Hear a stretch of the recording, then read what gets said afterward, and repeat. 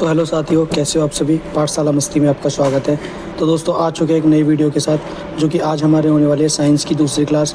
तो दोस्तों इसमें हम करेंगे 17 तारीख को जो हमारा 2022 में ग्रुप डी का जो एग्ज़ाम आया था उसका डिस्कशन करेंगे। उसमें जो क्वेश्चन आए थे उनमें से मैंने लगभग 15 से 16 क्वेश्चन लिए हैं आज, और आगे के क्वेश्चन जो आगे की नेक्स्ट क्लास में करेंगे।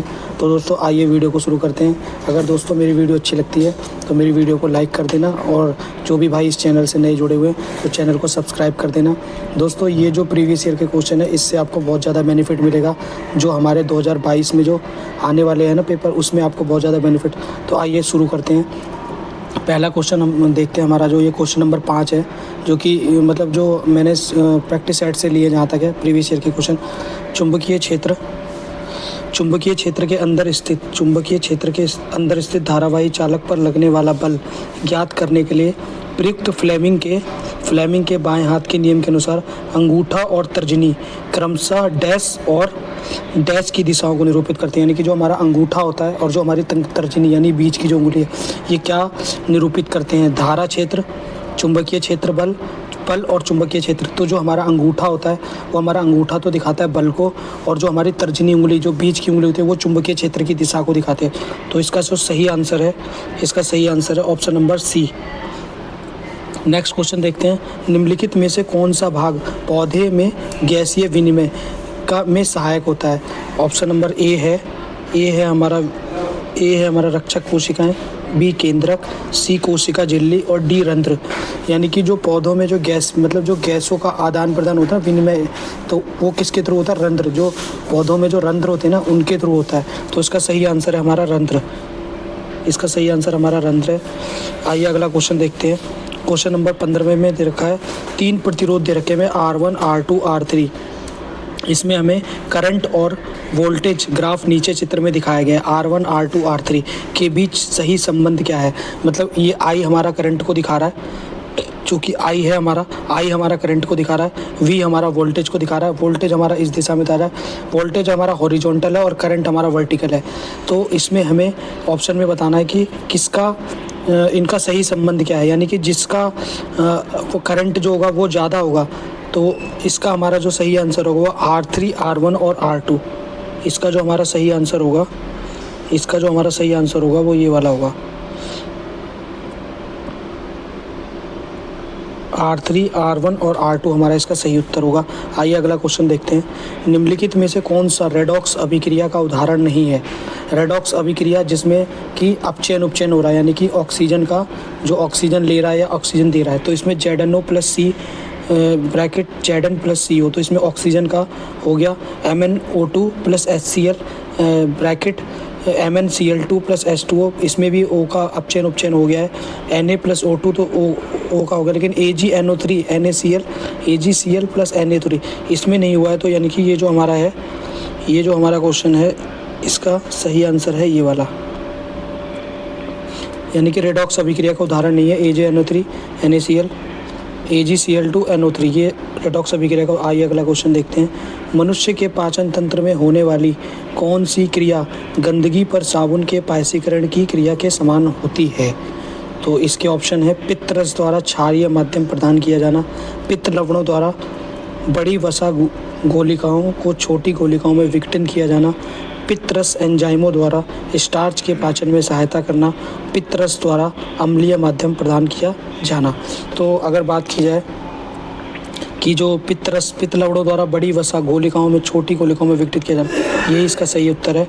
तो दोस्तों आइए अगला क्वेश्चन देखते हैं। जब शुष्क बुझे हुए चूने का क्लोरीनीकरण होता है तो मुख्य उत्पाद के रूप में क्या बनेगा? एसिटिक अम्ल बनेगा, बिना बुझा हुआ चूना बनेगा, कैल्शियम ऑक्सीक्लोराइड बनेगा, या हाइड्रोक्लोरिक बनेगा?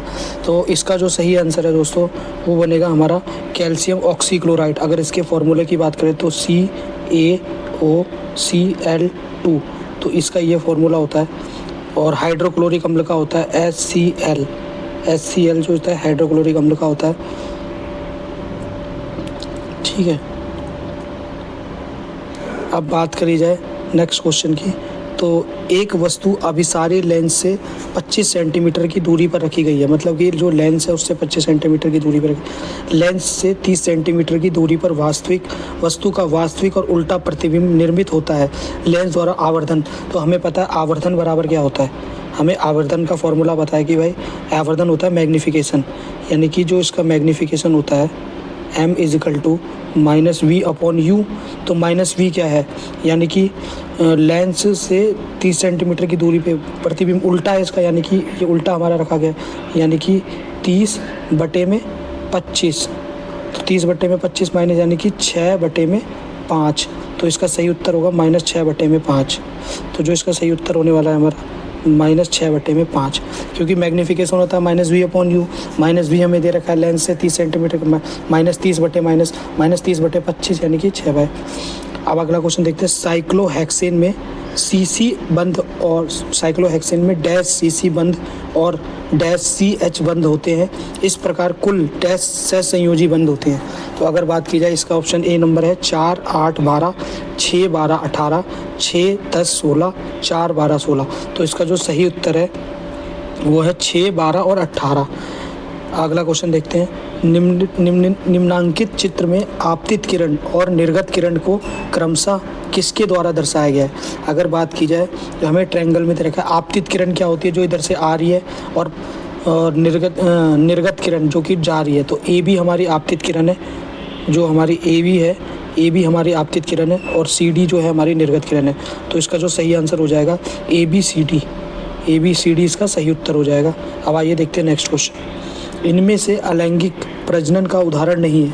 अलैंगिक प्रजनन मतलब किसमें इसमें से अलैंगिक प्रजनन नहीं होता है। विखंडन, ग्राफ्टिंग, द्विविभाजन या फिर मुकुलन। अगर बात की जाए मुकुलन की तो इसमें होता है, अगर बात की जाए द्विविभाजन की तो इसमें भी होता है जो अलैंगिक प्रजनन। लेकिन बात की जाए ग्राफ्टिंग इसका सही उत्तर है, ग्राफ्टिंग में नहीं होता है।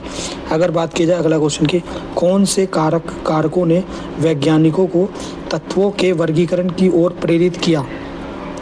कौन से कारक थे जो वैज्ञानिकों ने तत्वों के संश्लेषण की विभिन्न विधियां, तत्वों के विभिन्न स्रोत, तत्वों के विभिन्न गुण। अगर बात की जाए इसमें उत्तर है इसका केवल 1, केवल 3, सी में है 1, 2, 3 या केवल 2। तो इसका सही उत्तर है हमारा 1, 2 और 3, तीनों इसके सही उत्तर हैं। तो दोस्तों इसी तरीके से आपको वीडियो मिलती रहेंगी। अगर वीडियो अच्छी लगे तो वीडियो को लाइक कर देना, और जो भी भाई इस चैनल से नए देख रहे हो तो भाई चैनल को सब्सक्राइब कर देना, क्योंकि इस चैनल पे बहुत सारी आपको ऐसी ही छोटी छोटी इंपॉर्टेंट वीडियो आती रहेंगी। आइए देखते हैं नेक्स्ट क्वेश्चन। कार्बन के इलेक्ट्रॉनिक विन्यास में शामिल कोषों की कुल संख्या कितनी होती है। अगर बात किया जाए, अगर हम देखेंगे कि भाई कोष कितने होते हैं, हमारे टोटल हमारे कोष होते हैं K, L, M और N, ये 4 हमारे कोष होते हैं। बात की जाए हमारे 4 कोष होते हैं, लेकिन कार्बन की बात कर रहा है हमारे को। कार्बन में कितना होता है, कार्बन का परमाणु क्रमांक होता है, कार्बन का जो परमाणु क्रमांक होता है वो होता है 6। तो अगर बात की जाए कार्बन के पहले कक्षा में 2 इलेक्ट्रॉन और उसके बाद दूसरी कक्षा में 4 इलेक्ट्रॉन, यानी कि इसमें पहला कोष हमारा ये हो गया, दूसरा कोष हमारा आएगा। टोटल हमारे को कितने कोष बनेंगे, इसमें 2 कोष होंगे। आइए देखते हैं अगला क्वेश्चन। कोई भी अभिक्रिया जो अविलेय अपक्षेप उत्पन्न करती है उसे डैश कहा जाता है, उसे क्या कहा जाता है। अपक्षेप, अगर कोई भी अभिक्रिया जो अविलेय अपक्षेप उत्पन्न करती है उसे कहते हैं हम अवक्षेपण अभिक्रिया। उसे क्या कहेंगे हम, अवक्षेपण अभिक्रिया कहेंगे। आइए देखते हैं नेक्स्ट क्वेश्चन। निम्न में से किस तत्व का आणविक रूप में परमाणुओं की संख्या अधिकतम होती है। तो हमें ऑप्शन दिए गए हैं P फास्फोरस, नियॉन, आर्गन और S सल्फर। अगर बात की जाए नियॉन की तो ये एक निष्क्रिय गैस होती है, अगर बात की जाए आर्गन की तो ये भी निष्क्रिय गैस होती है, यानी कि इसका सिंगल होता है। अगर बात की जाए फास्फोरस की तो फास्फोरस का होता है P4, और अगर बात की जाए सल्फर की तो सल्फर का होता है S8, यानी कि आणविक रूप में परमाणुओं की संख्या अधिकतम होती है सल्फर में। तो बात की जाए इसका सही उत्तर जो है हमारा वो सल्फर है। आइए देखते हैं अगला क्वेश्चन। गुर्दे में आज का लास्ट क्वेश्चन देखते हैं दोस्तों। गुर्दे में मूत्र के निर्माण में दी गई 3 प्रक्रियाएं निम्नलिखित में से किस क्रम में शामिल होती हैं। निस्पंदन, चयनात्मक, पुनः अवशोषण, उन्मूलन। चयनात्मक, पुनः अवशोषण, उन्मूलन, निस्पंदन, उन्मूलन, चयनात्मक, पुनः अवशोषण, और चयनात्मक, पुनः अवशोषण, निस्पंदन, उन्मूलन। तो इसका सही उत्तर है निस्पंदन, चयनात्मक, और पुनः अवशोषण उन्मूलन। तो दोस्तों इसी तरीके से आपको वीडियो अच्छी लग रही होगी। दोस्तों इसी तरीके से वीडियो आती रहेंगी और अगर आपको वीडियो अच्छी लगे तो चैनल को सब्सक्राइब कर लेना।